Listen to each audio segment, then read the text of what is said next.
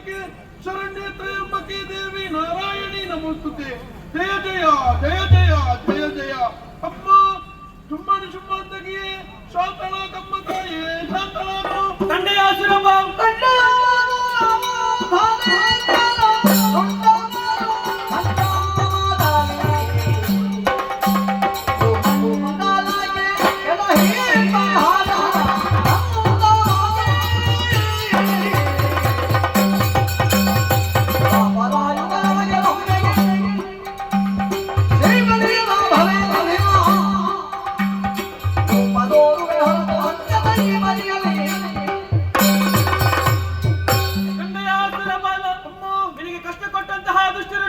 ಒಂದೊಂದು ರೂಪಗಳಿಂದ ಒಂದೊಂದು ಆಯುಧಗಳನ್ನೇ ಧಾರಣೆ ಮಾಡುವ ಮುಖೇನವಾಗಿ ವಧಿಸಿಕೊಟ್ಟಿದ್ದೇನೆ.